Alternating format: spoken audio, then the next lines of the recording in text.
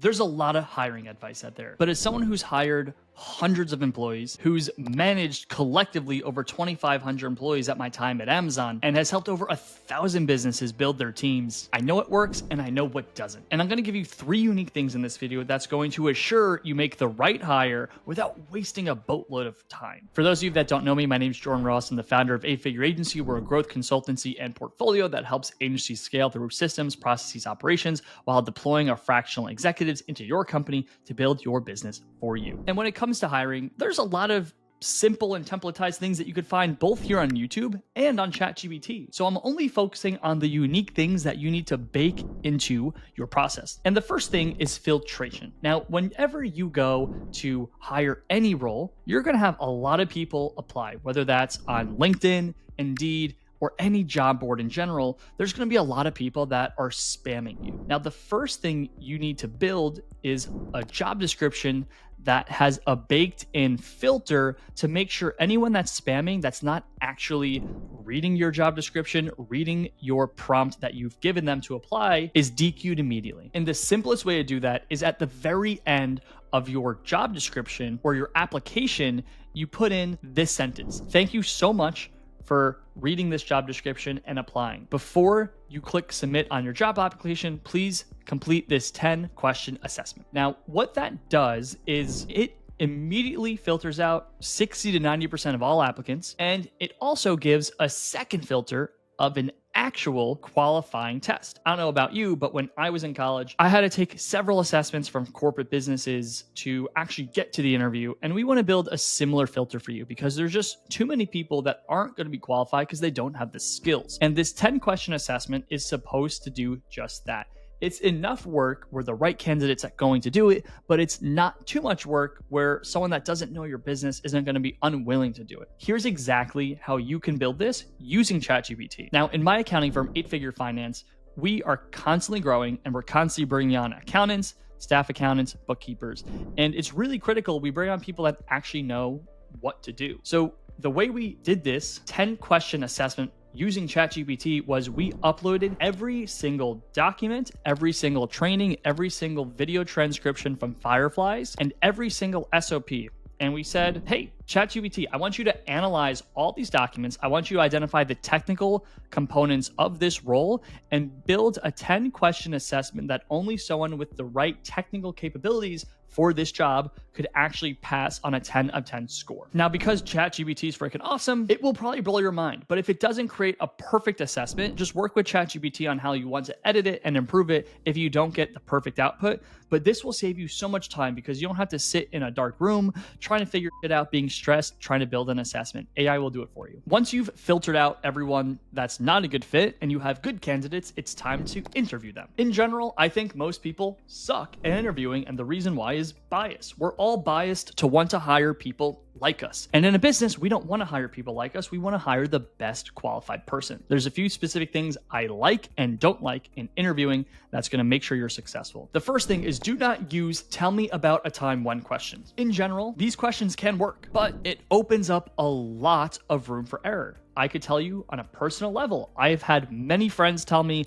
they've lied and have exaggerated on their answers. And we don't want people that are going to lie or exaggerate because you might not be able to tell the difference. Instead, create scenario-based questions for your applicants. And what we want to do is similar to the 10-question assessment is make at minimum 10 questions that are scenarios that your candidate could experience in the job. And if you want to go one layer deeper and make this even better, if you have company values, you should use questions that actually tease out values. And to make this extremely tangible for you, at Amazon, one of the core values was ownership. If I were to ask a question about ownership, I would make a scenario that teases out the value. And if you want help, you could use ChatGPT for this. Again, upload your company values to ChatGPT. Define what those company values actually mean, and then give context on your business. Tell ChatGPT you're hiring for the specific role, what the responsibilities, goals, and KPIs of that role will be.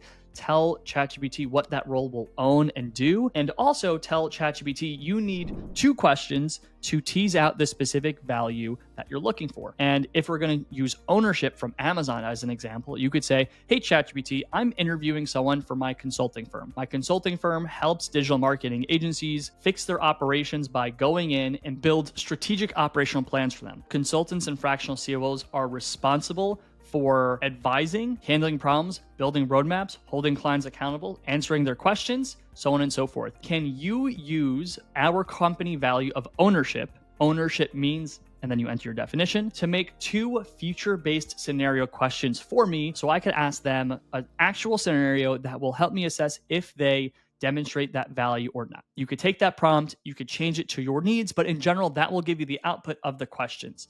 Now, do this for all of your values. You could have 5 values, you could have 10 values. At Amazon, they had more than 10. And once you have your questions, what you want to do is create a rubric. Now, the reason I like to use rubrics and actually grade interviewees is that it avoids cognitive bias. Like I said earlier, I don't want to hire someone because I like them. I want to hire them because they're the best fit for the role. This was exactly what we did at Amazon and how I learned to hire and interview when I actually worked at Amazon. When you are assessing each question, you're going to be grading it on a 0, 1, or 2 score. You need to pick a passing score. And for me personally, if I'm interviewing someone, they could get no zeros. And if I'm going to ask them 10 questions, they need to get a 9 out of 10, meaning if I'm asking someone 10 questions, they need to get a 19 out of 20, meaning they got 18 points from 9 questions where they answered correctly and got a 2, and they had 1 question at maximum that they got a 1. You could take this model and you could say what you're comfortable with. A lot of people that I talk to are comfortable with 8 questions out of 10, perfect score, with 2 questions being ranked a 1. At the end of the day, this is your criteria. Pick your rubric, grade your candidates. Once you grade your candidates and identify the ones that have a passing score, here's where everyone makes the mistake. Everyone makes the best hire they believe is the right fit for their company at this point. And here's why I don't like it. Imagine if you were dating someone, or imagine if you had just met someone, you DM with them online and you went on 1 date with them. And that 1 date was maybe 10 minutes to 15 minutes. At that point,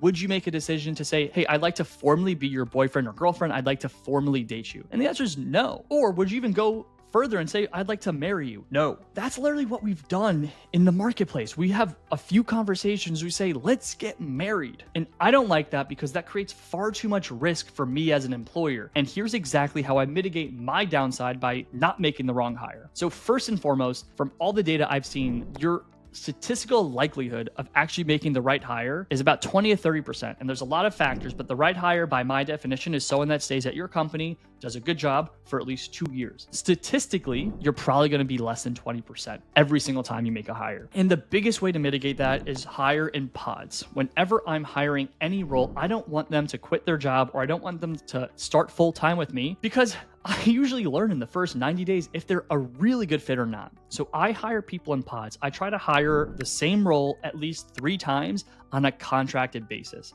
I like to pay these contractors for hourly based work or project based work, and I like to engage on that basis for 3, even sometimes up to 6 months before we convert someone full time. If we use the ratio that I mentioned earlier of a 20 to 30% success ratio, you're probably only going to have 1 person in your pod that's successful. And what this does, if you had only hired 1 person and that was the wrong person, you have to start back over. But if you engage with 3 people on a contracted basis, number 1, you're not going to have to spend too much money out of your pocket to actually figure out if this person's a good fit.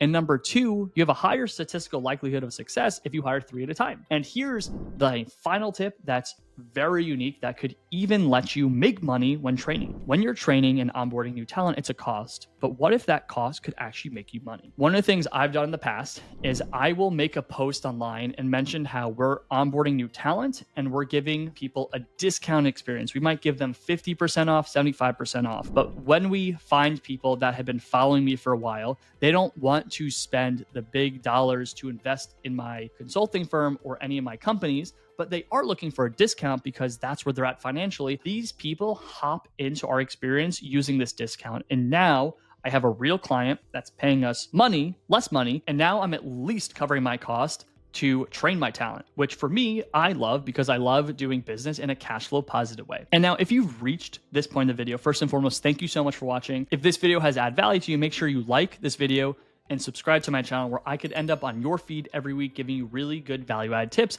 to help you grow and operate your business. If you're looking to get an AI-based assessment on what is broken in your business and where you need to focus your operational strategy on, go to the link below to do that. And if you're interested in learning how to build a business network without you, make sure you go to the link that you see here on the screen and watch my next video. Thank you.